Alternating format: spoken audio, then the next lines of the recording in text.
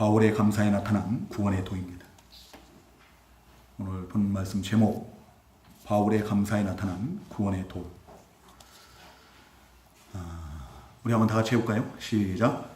바울의 감사에 나타난 구원의 도. 네. 바울의 감사에 나타난 구원의 도인데요. 오늘 이 본문은 바울 사도가 데살로니가 교회 성도들에게 보내는 두 번째 편지, 데살로니가 후서죠. 우리 성도님들 데살로니가 교회 하면은 생각나는 말씀들이 있나요? 데살로니가 교회는 바울 사도가 새 안식일 동안 복음을 전한 교회예요. 새 안식일이라고 하면은 3주예요, 3주. 3주 동안 복음을 전했지만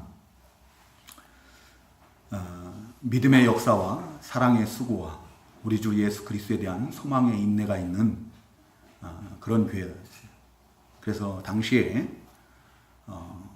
마게도냐와 또 아가야에 있는 모든 교회 가운데 그들의 소문이 퍼지고 그래서 모든 교회에 믿음의 본이 된 그런 교회였죠. 그런데 이 데살로니가 후서를 바울 사도가 이렇게 보낼 당시에 그 데살로니가 교회에 그 앞에 증거된 것처럼 불법한 자들이 나타났다는 거예요. 불법한 자들, 곧 이단자들입니다. 그들이 무엇을 주장했는가 하면은 바로 재림을 약속하신 예수님이 이미 재림을 하셨다라고 하는 거예요. 재림이 이루어졌다라고 이렇게 주장을 하는 거죠. 그래서 많은 성도들이 그로 인하여서 혼란스러워하고 또 그 믿음이 흔들리고 또 미혹을 받고 그래요. 그럼에도 불구하고 미혹받지 않고 남아있는 그 주의 백성들로 인하여서 바울 사도가 하나님께 감사하는 내용의 말씀이 오늘 본문인 거예요. 이 시대에도 그 불법자들이 나타나서 우리를 미혹하는 그런 시대인데요. 우리 주님께서는 그 마태복음 24장 34절인가요? 24절인가요? 거기에 보면은 뭐라고 말씀하십니까? 그들이 할 수만 있으면은 택하신 자들도 미혹할 것이라고 하죠. 그래서 그런지는 몰라도 오늘날 이단자들이 보면은 주로 누구한테 접근을 하는가 하면은 이미 믿는 자들이에요. 이미 신앙생활을 하는 자들에게 주로 접근을 해가지고 자기네 교회로 끌어가려고 그러죠. 주님의 말씀이 딱 맞는 것 같아요. 우리 성도님들 오늘날도 우리가 뭐 이단자들뿐만 아니라 우리를 견고하지 못하게 하는, 우리를 흔들리게 하는 그런 많은 요소들이 있습니다. 그럴지라도 우리 성도님들 믿음의 굳게선 자들 되시고 흔들리지 않는 그런 믿음의 사람들 다 될 수 있기를 주님의 이름으로 축원합니다. 이 바울 사도가 먼저 주께서 사랑하는 형제들의 그 구원으로 인하여서 하나님께 감사하는 것을 볼 수가 있어요. 주께서 사랑하시는 형제들아, 우리가 항상 너희에 관하여 마땅히 하나님께 감사할 것은, 주께서 사랑하시는 형제들아 그랬는데 오늘날 이 자리에 계신 우리 성도님들도 다 우리 주님께서 사랑하시는 믿음의 형제들인 줄로 믿습니다. 우리 주님께서 우리를 사랑하셔서 우리 주님의 그 십자가의 보혈로 값주고 사신 자들이에요. 하나님의 자녀들입니다. 근데 여기서 우리가 항상 너희에 관하여 마땅히 하나님께 감사할 것은 그랬는데 이 마땅이라는 말이 그 헬라어 원어를 갖다 그대로 직역을 하면은 이 채무자가, 빚진 자가 채무를 이행해야 할 의무가 있는 것을 의미하는 거예요. 마치 빚진 것 같이. 빚진 자는 어떻게 해요? 마땅히 그 빚을 갚아야죠. 그런 것처럼 채무를 이행하는 것처럼 하나님께 감사해야 된다는 거죠. 왜 감사해야 되는가? 왜 우리에게 그러한 감사의 의무가 있는가 하면은 바로 하나님께서 처음부터 너희를 택하사 성령의 거룩하게 하심과 진리를 믿음으로 구원을 받게 하심이니 그랬어요. 곧 우리의 구원 때문인 거예요.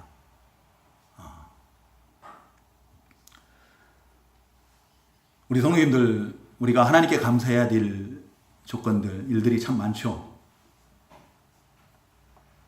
오늘 이 자리에 나와 계시는 우리 성도님들, 감사해야 할 조건들 한번 곰곰이 생각해 보시기 바랍니다. 내가 하나님께 감사해야 될 일이 무엇인가?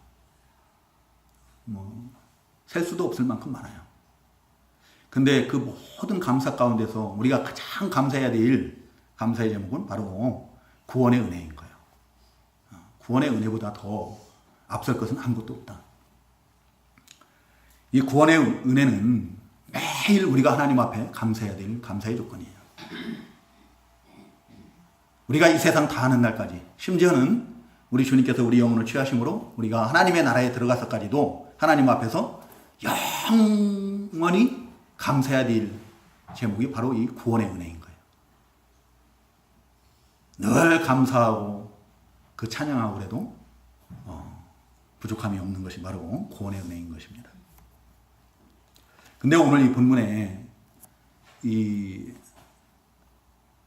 바울 사도의 그 감사 가운데는 이 구원의 도가 참 짧지만 한마디 이렇게 딱 증거된 말씀들을 통해서 구원의 도가 간단 명료하게 너무나 정확하게 잘 증거되고 있어요. 그래서 우리가 여기에 나타난 이 구원의 도를 통해서 우리 함께 은혜를 받았으면 좋겠어요. 먼저 우리 구원은 하나님의 택하심이 없으면 불가능하다라는 거예요. 하나님의 택하심이 있어야 우리가 구원을 받을 수 있다. 하나님께서 택하지 않은 자는 하나님께 나올 수 없고 예수를 믿을 수도 없고 따라서 구원을 받을 수가 없다. 이것은 뭐 제가 얘기하는 게 아니라 성경에 기록된 우리 주님의 말씀이죠. 요한복음 6장 그 44절 또 65절에 보면은 우리 성도님도 한번 찾아서 볼 수 있으면 보시기 바랍니다. 빨리 찾을 수 있는 분들은 보시고 그렇지 않으면 그냥 계세요. 제가 읽어드리겠습니다. 나를 보내신 아버지께서 이끌지 아니하시면 아무도 내게 올 수 없다라고 주님께서 말씀하시거든요. 또 내 아버지께서 오게 하여 주지 아니하면은 누구든지 내게 올 수 없다라고 이렇게 주님께서 말씀하셔요. 이 말씀은 곧 하나님께서 택하신 자가 아니면은 아무도 예수께 나올 수 없고 예수님을 믿을 수 없고 따라서 구원받을 수 없다는 얘기거든요. 이렇게 택함과 관련된 하나님의 말씀들은 여러 곳에 증거되고 있어요. 그 대표적인 말씀 가운데 하나가 바로 로마서 8장 29절의 말씀인 것 같아요. 로마서 8장 29절 이하의 말씀에 보면은 하나님께서 미리 아신 자들을 또한 미리 정하시고 미리 정하신 자들을 또한 부르시고 부르신 자들을 또한 의롭다 하시고 의롭다 하신 자들을 또한 영화롭게 하셨다라고 이렇게 말씀하셔요. 맞습니까? 미리 하신 자들을 미리 정하셨어요. 구원하시기로 정하신 거예요. 정하시고 부르시고 의롭다 하시고 영광스럽게 영화롭게 하셨어요. 사도행전 13장 48절에 보면은 우리가 수요 예배 시간에 이미 증거를 받은 말씀이죠. 영생을 주시기로 작정된 자는 다 믿더라. 우리 한번 다 따라해 보시기 바랍니다. 영생을 주시기로 작정된 자는 다 믿더라. 영생을 주시기로 작정된 자는 하나님께서 영생을 주시기로 택하신 자, 작정하신 자는 예정하신 자는 다 믿더라는 거야. 그래서 에베소서 1장 4절에 보면은 그 에베소 교회에 보내는 편지를 통해서 바울 사도는 우리가 다 이미 창세전에 다 그리스도 안에서 택함을 받았다라고 이렇게 하는 것을 볼 수 있어요. 사도행전 13장 그 48절 말씀 우리 성도님들 다 외우시기 바랍니다. 영생을 주시기로 작정된 자는 다 믿더라. 하나님께서는 택하신 자를 반드시 어떠한 경우라도 어떻게 해요? 불러내시고 다 믿게 하셔요. 다 믿고 구원을 받게 하십니다. 바울 사도도 우리가 그 예수 믿기 전에 바울 사도의 어떤 행위들을 보면은 절대 예수 못 믿을 것 같죠? 그런데도 하나님께서 어떻게 해요? 강권적으로 예수 그리스도를 믿고 심지어는 하나님의 종으로 쓰임받는 것을 볼 수가 있어요. 예수님께서 십자가에 못 박혀 죽으실 때 한편 강도는 죽음을 바로 목전에 두고 예수님을 믿고 영접하고 구원을 받는 것을 볼 수가 있죠. 우리 성님들 이렇게 말씀드리면 그 말씀들이 좀 생각이 나면 좋겠어요. 초신자들 빼놓고는 오래 신앙생활 하신 분들은 그 말씀들이 생각이 나요. 저 무슨 말인가? 나는 전혀 기억이 없는데 그러면 참 곤란합니다. 그러면 벽에다 대고 설교하는 거랑 똑같은 거예요. 그 정도는 생각나시죠? 초신자들은 모를 수도 있어요.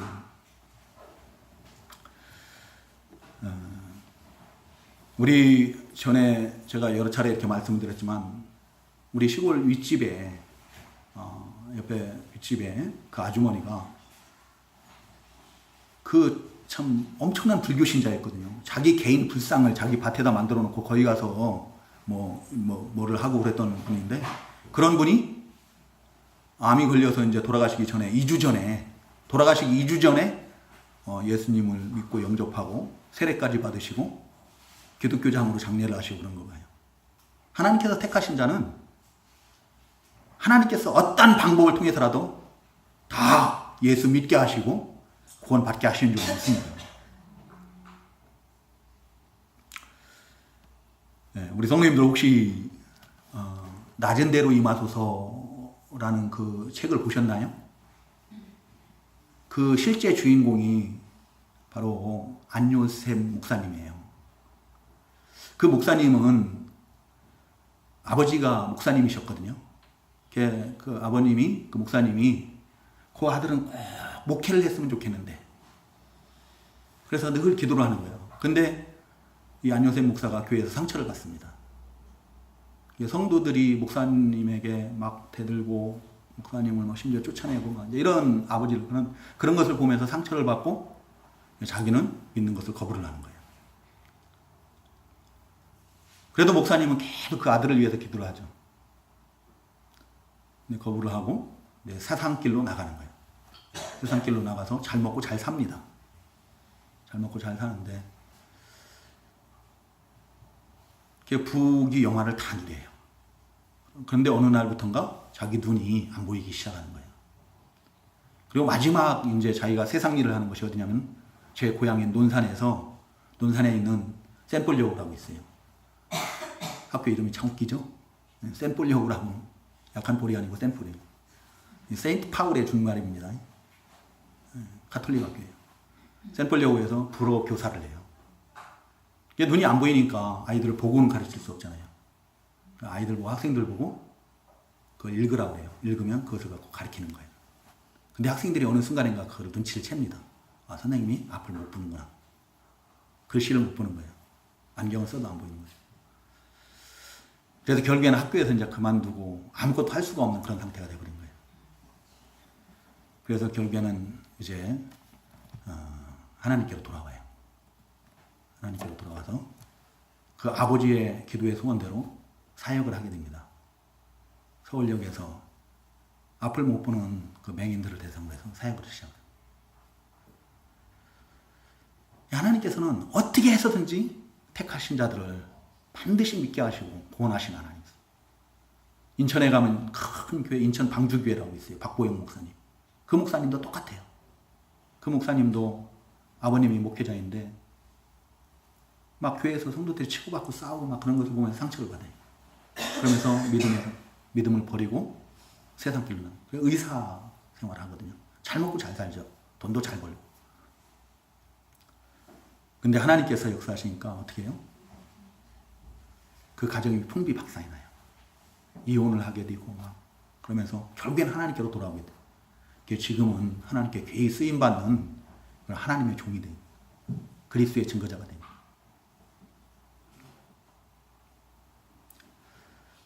극동방송에서 어떤 제가 옛날에 들은 간증이에요. 그 사람은 친구가 전도를 해서 교회를 다니는데 교회를 열심히 잘 다녔어요. 근데 군대를 갔어요. 군대를 가가지고 쫄병 때는 뭐 가지 말라고 해도 가요. 쫄병 때는 열심히 해병대를 갔어요. 해병대 가가지고 열심히 교회를 쫄병 때는 다니는데 고참이 되니까 어떻게 해요? 이제 편해지죠. 자기가 하고 싶은 거 마음대로 할 수 있고 그냥 교회를 안 나가기 시작하는 거예요. 그 제대해서 이제 직장에 취직을 하고 취직을 해서 가니까 뭐 하루 쉬는 날이 주일인데 교회 나가는 게 귀찮죠. 친구가 계속 교회 나오라고 하는데 안 나가는 거예요. 그러다가 주일날 직장에 가서 일을 하다가 크레인이 집어든 그 무거운 그 짐을 갖다가 그게 떨어지는 거예요. 그러면서 거기에 걸려가지고 맞춰가지고 허리를 못 쓰게 됩니다. 평생을 휠체어를 타고 다니고 아무것도 할 수 없는 그런 상황이 되버리죠. 그때서야 이제 깨닫는 거예요. 그리고 신앙생활을 다시 시작하고 그러면서 간증을 하는 거예요. 만약에 하나님께서 나의 허리를 이렇게 하지 않으셨다면 나는 죽을 때까지 하나님을 떠나서 내 육체의 소욕을 따라 살다가 지옥 멸망에 던져질 수밖에 없었는데 이렇게 해서라도 나를 구원하신 하나님의 사랑에 감사합니다 라고 간증하는 것을 들어요. 우리 하나님은 택하신 자들을 반드시 구원하신다는 거예요. 이 자리에 계신 우리 성도님들에게 우리 성도님들은 자꾸 어떤 신령한 영적 체험이나 어떤 신비한 체험 같은 것을 자꾸 하시고 싶어 하는데 우리 성도님들 그러기 원하세요? 앞을 못 본다거나 허리가 막 부러지거나 그러고 난 다음에 부름받는 게 좋습니까? 그렇지 않아요. 지금 우리 성도님들이 이렇게 나온 것이 오히려 감사한 거예요. 저도 그런 걸 체험을 했거든요. 저도 하나님을 떠나서 그 젊은 시기에 하나님을 거역하고 오히려 대적하고 그런 삶을 살다가 하나님께서 그 육체의 병을 허락하시고 그래서 몸무게가 51kg까지 빠진 거예요. 점심 때 인절미 2개밖에 못 먹어요. 세상 일도 못하고 아무것도 못하는 그런 상황이 됐을 때 그때서 다시금 하나님께로 돌아오고 근데 그런 고통을 겪는 것보다는 하나님께서 말씀으로 돌아오라고 할 때, 나오라고 할 때, 부르실 때 나오는 게 가장 복된 거죠. 그리고 우리 성도님들 꼭 기억해야 될 그 말씀이 있어요. 내가 예수 그리스도를 믿는다면은 사도행전 16장 31절 말씀을 꼭 기억하시기 바랍니다. 주 예수를 믿으라. 그리하면 너와 내 집이 구원을 받으리라 하시는 말씀이에요. 내가 예수를 믿으면 나만 구원받는 게 아니라 반드시 우리 하나님께서는 나를 통해서 내 가족들까지도 다 구원하시는 줄로 믿으시기 바랍니다. 하나님께서 왜 나만 구원하시겠어요? 내 사랑하는 가족들을 왜 구원하지 않으시겠습니까? 내가 예수를 믿는다면은 내 가족들까지도 구원하시기로 택한 자인 줄로 믿으시고 그들 구원을 위해서, 가족 구원을 위해서 우리 하나님 앞에 눈물로 간구하고 그 가족들을 우리 주님께로 인도하기 위해서 그 가족들이 지금 감동받을 수 있는 그런 삶을 사시기 바랍니다. 나를 통해서 반드시 내 가족도 다 구원의 길로 인도하실 줄로 믿습니다. 바울 사도가 그 빌립보 감옥에서 그 말씀을 증거한 거거든요. 근데 실제로 그 빌립보 감옥의 그 간수장이 자기만 구원받는 게 아니라 그 가족까지 다 구원을 받잖아요. 고넬료가 베드로 사도를 통해서 복음을 증거받고 고넬료만 구원받는 게 아니에요. 고넬료의 모든 가족이 심지어는 친인척들까지 친구들까지도 다 구원을 받아요.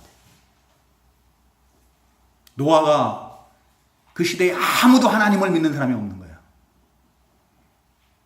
근데 노아 그 한 사람으로 인하여서 그 가족들이 다 하나님을 믿고 어떡합니까? 다 구원을 받지 않습니까? 우리 하나님께서는 나를 통해서 반드시 내 가족들을 구원하실 줄로 믿으시고 그 가족 구원을 위해서 기도하시기 바랍니다. 아이고 내가 아무리 기도해봐도 소용없는 것 같아. 안 그래요. 그런 기도는 우리 하나님께 들으세요. 정말 간절한 마음을 가지고 기도하시기 바랍니다. 그게 진실한 내 기도의 소원이 되면은 하나님께서 그 기도를 들으시고 그리고 하나님께서 우리를 택하신 자들을 갖다가 성령의 거룩하게 하심으로 구원하신 거예요. 성령의 거룩하게 하심으로 구원한다. 이 성령의 거룩하게 하심이라는 말을 우리가 자주 듣는 말, 다른 말로 표현을 하면은 거듭남이에요. 거듭남. 성령으로 거듭남. 또는 중생이라고도 하죠. 중생. 에베소서 2장 1절에 보면 너희가 죄와 허물로 죽었던 너희를 살리셨도다라고 그러거든요. 죄와 허물로 죽었던 너희를 살리셨도다. 누가? 하나님께서. 우리 인생들은 사실 죄와 허물로 다 죽었던 자들이죠. 뭐가 죽었던 자들이에요? 영이 죽었던 자들이에요. 영. 하나님께서 처음에 우리를 하나님의 형상으로 지으셨어요. 하나님은 영이신데 영적인 존재로 지으신 거예요. 그래서 영이신 하나님과 자유롭게 에덴 동산에서는 어떻게 해요? 아담과 하와가 범죄하기 전에는 하나님과 자유롭게 교제를 합니다. 늘 하나님의 은혜 가운데 살죠. 근데 그 범죄 타락함으로 인해서 반드시 정령 죽으리라 했는데 그 영이 죽는 거예요. 그 영이 죽음으로 인해서 어떡합니까? 하나님과의 관계가 단절되는 거죠. 하나님에 대해서 죽은 자가 되어버린 거예요. 영이신 하나님에 대해서 죽은 자가 돼서 하나님을 알지도 못하고 하나님께 나오지 못하고 하나님을 섬길 줄도 모르고 그런 삶을 사는 거예요.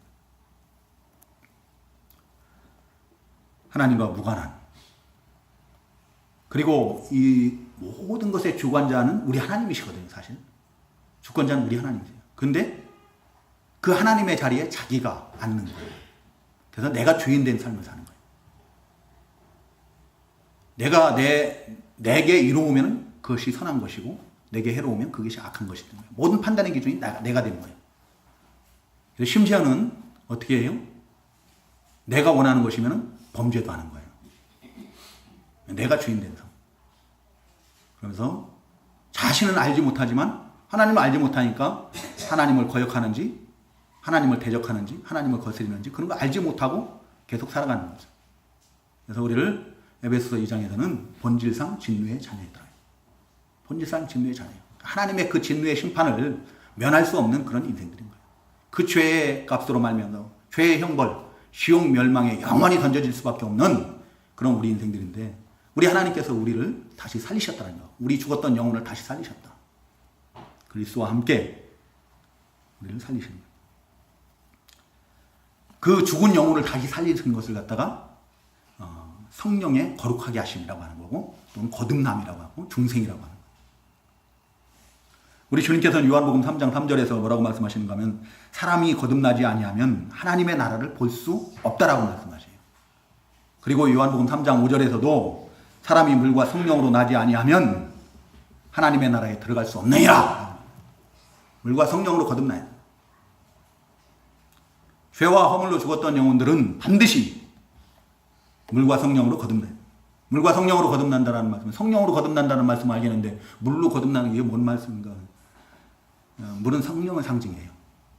그래서 물 곧 성령으로 거듭나지 않으면 하나님의 나라에 들어갈 수가 없다는 거예요. 그러면 내가 지금 신앙생활을 하는데 내가 성령으로 거듭난 자인지 안 난 자인지 알 수가 없어요. 성령으로 거듭난 것을 우리가 어떻게 알 수 있는가? 우리 주님께서는 그것을 바람 부는 것에 비유를 합니다. 원래 성령 영이 히브리어로 하면 바람이라는 뜻이에요. 루하라는 그 단어가 바람. 바람과 같이 보이질 않아요. 여러분 바람이 불면 어떡합니까? 눈에 볼 수는 없지만 뭔가 흔적이 나타나죠. 그 변화가 나타나요. 소리가 들리고 바람이 세게 불면 소리가 들리죠. 그리고 내 몸에 와서 부딪히면은 시원하고 뭔가 흔들리는 게 있고 그러죠. 나뭇가지 나무 이런 것들이 흔들리고 떨어지기도 하고 먼지 같은 게 일어나기도 하고 이와 같이 성령으로 거듭나면은 그런 변화가 있어요. 어떤 변화가 있는가 하면은 그 성령으로 거듭난 자들은 그 결과가 뭘로 나타나는? 믿음으로 나타나는 거예요. 믿음. 성령으로 거듭난 자는 반드시 진리이신 하나님을 믿는다. 처음 나타나는 게 아마 회개일 거예요. 회개. 뭐 순서를 어떻게 말씀드리긴 힘들지만 회개가 먼저 같아. 내가 하나님 앞에 죄인됨이 깨달아지고 그래서 그 죄를 자복하고 용서를 구하는 그런 회개가 회개의 소리가 들릴 거예요. 그리고 하나님의 부르심에 응답을 해요. 하나님 앞에 나오게 되는 거예요. 그런 변화들이 나타나는 거예요. 그것을 통해서 내가 거듭났는지 안 났는지 그것을 알 수가 있는 거죠. 근데 그런 것들이 회개라든가 어떤 뭐 하나님 앞에 하나님의 부르심에 응답을 한다는 이런 것이 마지못해서 부득이함으로 하는 게 아니에요. 성령께서 주신 감동으로 하는 거기 때문에 자원함으로 하게 되는 거예요. 누가 시키지 않아도 하는 거예요.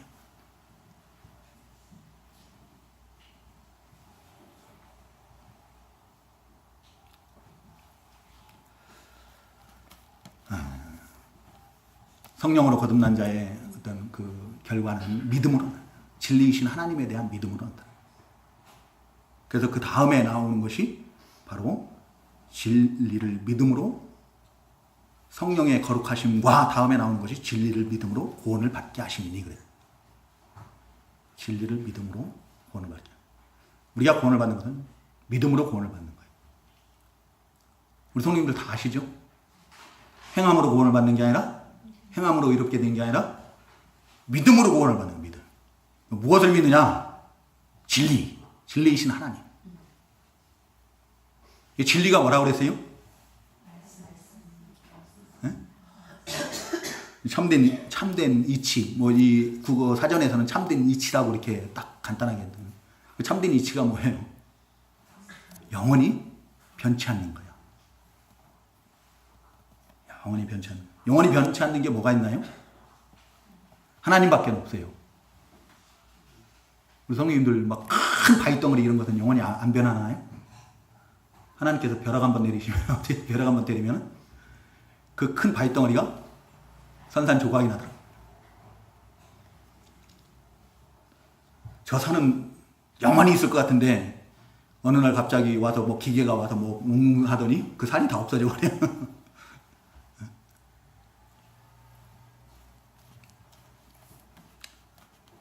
여러분 에베레스트 산이 뭐 최고 높다고 하죠? 근데 에베레스트 산이 그 꼭대기가 뭐가 있다고요? 조개 껍데기 같은 게 있어요. 그 누가 거기까지 들고 올라가서 먹었을까요? 자기 몸 하나도 올라가기 힘든데 뭐 그거 싸지는 거 지고 올라가 거기 가서 그거 까먹고 있었겠냐? 그 추운데. 노아의 홍수 때 지각 변동이라는 거예요. 바다에 있던 것이 확 솟구쳐 오르는 거죠. 영원한 것은 없어요. 영원한 것은 오직 영원하신 하나님 한 분이시다. 그 하나님께서 진리가 무엇인가를 성경에 기록하고 있는 거예요. 성경에서는 우리 주님께서 요한복음 14장 6절에서 뭐라고 말씀하시나요? 내가 곧 길이요 진리요 생명이니 나로 말미암지 않고는 아버지께로 올 자가 없느니라. 예수님이 진리예요. 요한복음 17장 17절에 뭐라고 준 거예요? 그들을 진리로 거룩하게 하옵소서. 아버지의 말씀은 진리니이다. 곧 하나님의 말씀이 진리라고 해요. 그리고 요한복음 16장 13절에서는 그 성령님이 곧 진리의 영이시다. 우리를 진리 가운데로 인도하시는 진리의 영이시다. 라고 이렇게 증거하고, 또 요한일서 5장 6절에 보면 증언하는 이는 성령이시니 성령은 진리니라. 라고 이렇게 증거하고 있어요. 진리를 믿는다라는 것은 진리를 믿음으로 구원을 받는다 했는데, 진리를 믿는다는 것은 진리이신 예수 그리스도를 믿는 거예요. 진리의 말씀, 진리의 복음, 그 하나님의 말씀을 믿는 것이고, 그 진리의 영이신 성령님의 그 감동하심을 따라, 인도하심을 따라서 우리가 믿는 거. 성령님을 믿고 성령님의 인도하심을 받고, 그것이 우리가 진리를 믿는 것이다. 믿음으로 구원을 받는. 이 자리에 계신 우리 성도님들, 우리 주 예수 그리스도가 믿어지십니까? 예수님이 하나님의 아들 되심이 믿어지고, 예수님이 나의 구주가 되심을, 그리스도 되심이 믿어지고, 예수님의 십자가 대속의 은혜가 믿어지고, 예수님의 부활이 믿어지고, 예수님의 재림의 약속이 믿어지고, 우리 하나님의 창조가 믿어지고, 하나님의 나라가 천국이 믿어지고, 그런다 하면은 이미 나는 성령으로 거듭난 자예요. 성령으로 거듭난 자이고.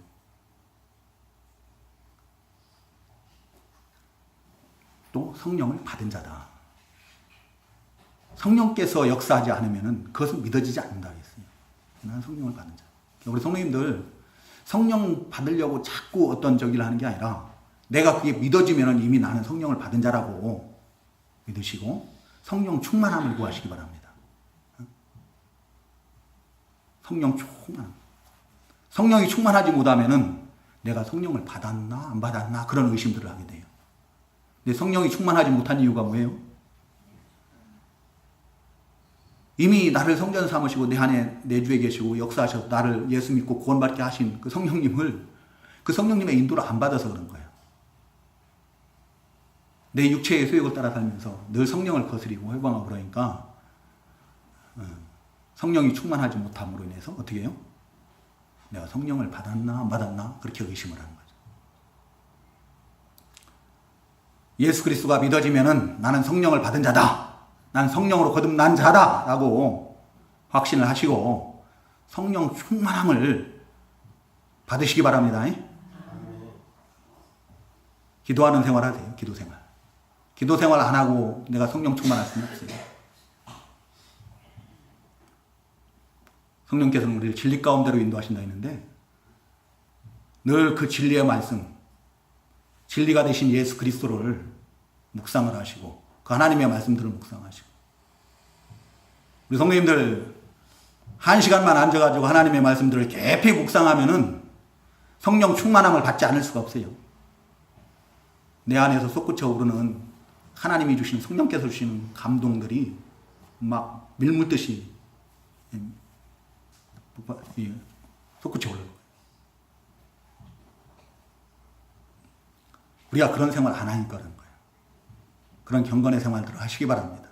그래서 성령 충만한 그런 우리 성도님들 되시기 바랍니다.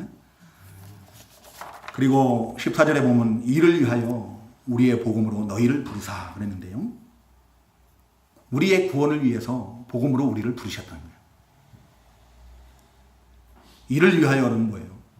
택하신 자들을 성령의 거룩하심과 진리를 믿음으로 구원을 받게 하시기 위해서 바울 사도가 전하는 복음으로 데살로니가 교회 성도들을 부르셨다는 거죠.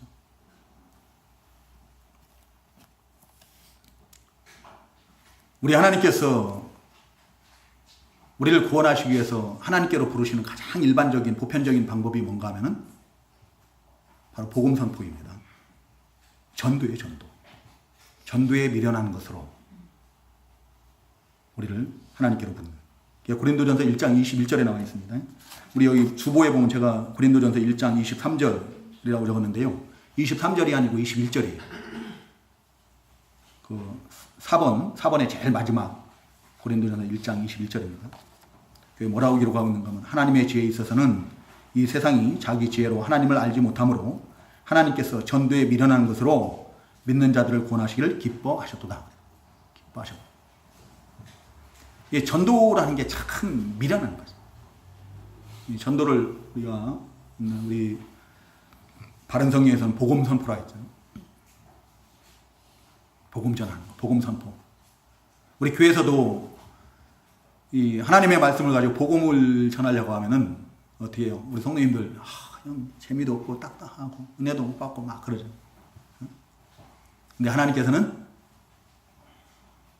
그것을 통해서 복음 선포를 통해서 그 전도에 미련한 것을 통해서 우리를 구원하시기를 기뻐하시는 하나님이죠.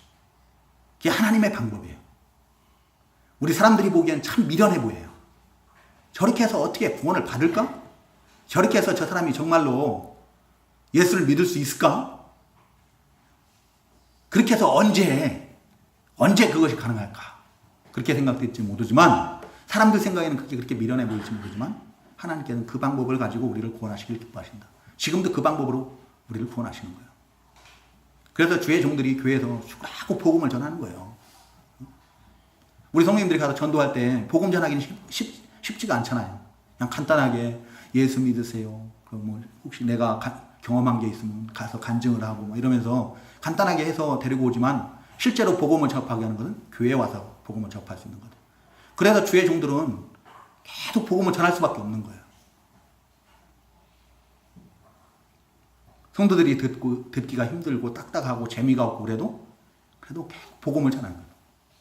하나님께서는, 성령께서는 그 복음이 선포될 때 성령께서 역사하셔서 그 마음을 바꿔주시는 거예요. 변화시키는 거예요. 감동 주시는 거예요. 믿게 하는 거예요. 깨달아 알게 하는 거예요.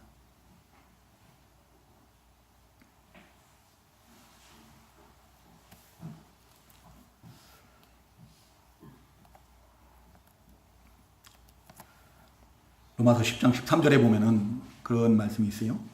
누구든지 주의 이름을 부르는 자는 구원을 받으리라. 주의 이름을 부르는 자는 구원을 받는. 여러분들 주의 이름을 부르는 어떤 사람들이 주님의 이름을 부르겠어요?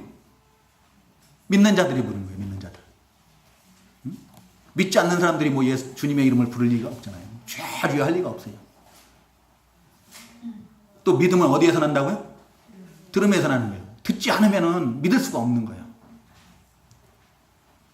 들으려면 어떻게 해요? 누군가 전하는 사람이 있어야 되는 거예요. 그렇죠? 전하는 자가. 그래서 복음을 전하는 자들을 가리켜서 아름답도다. 좋은 소식을 전하는 자들의 발이여. 라고 이렇게 바울 사도가 찬양하는 것을 보습니다. 믿음은 들음에서 나는 거예요. 그리스도의 말씀을, 하나님의 말씀을 들음에서 나는 거예요. 또 우리가 거듭나는 것도 베드로전서 1장 23절에 보면 성령으로 거듭나는 것도 하나님의 말씀으로 된 것이라고 했어요. 베드로전서 1장 23절이요. 거기에 보면 뭐라고 증거하고 있습니까? 우리가 거듭나는 것은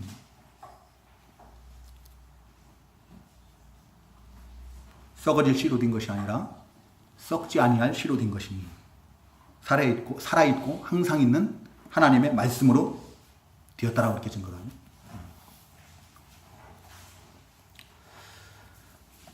우리가 믿는 것도 들음에서 나는 것이고 믿음도 들음에서 나고 우리가 거듭나는 것도 성령으로 거듭나는 것도 하나님의 말씀으로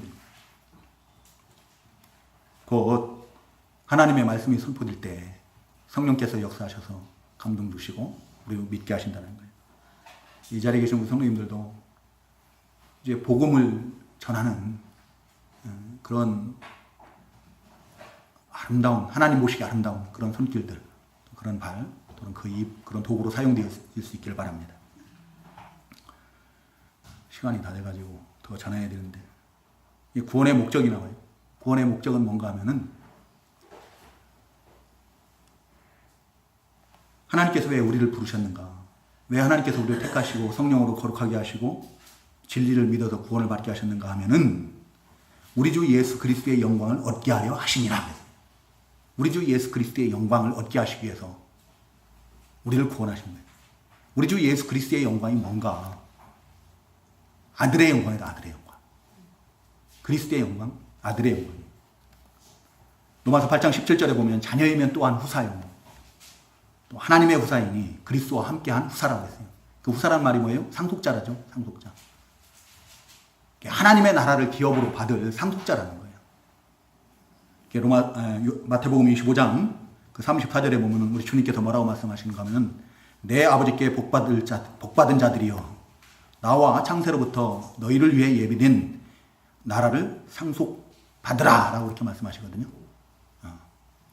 하나님의 나라를 상속받을 그 영광스러운 자들입니다.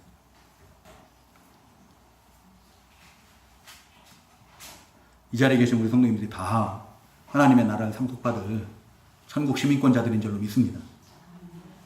그런 영광을 얻게 하시기로. 또 두 번째는 부활의 영광이에요. 부활의 영광.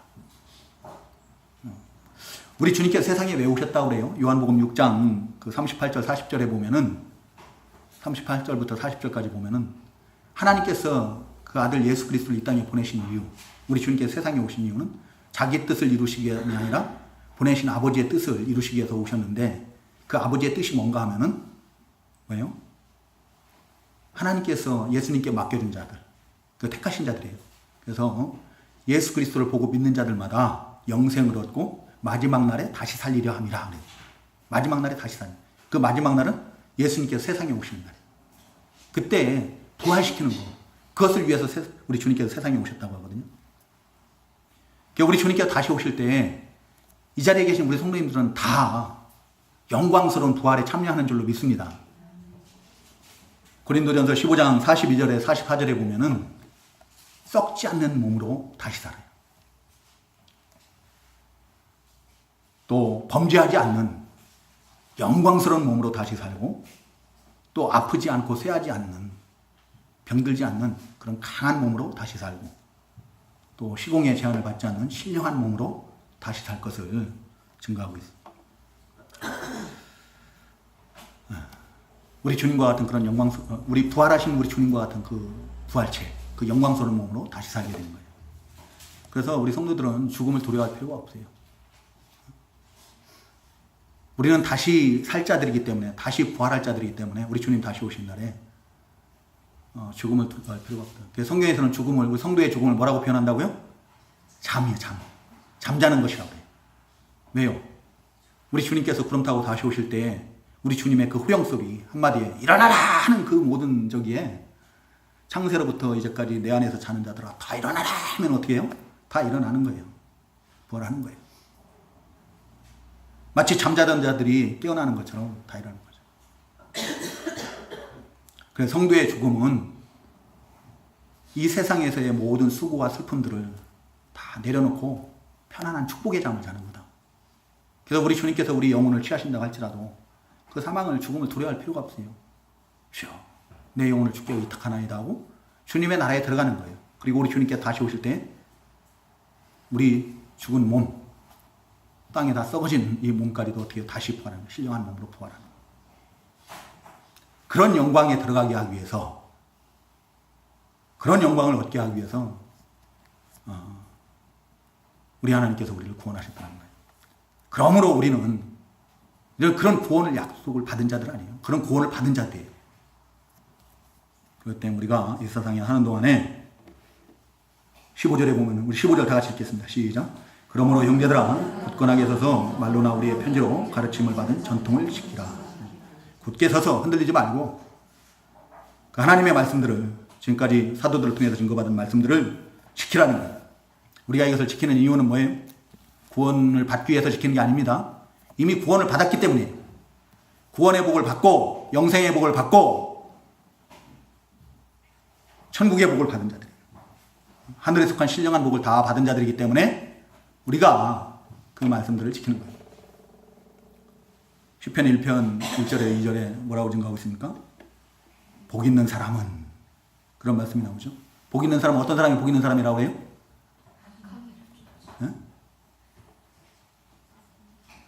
한번들 외워보세요. 네?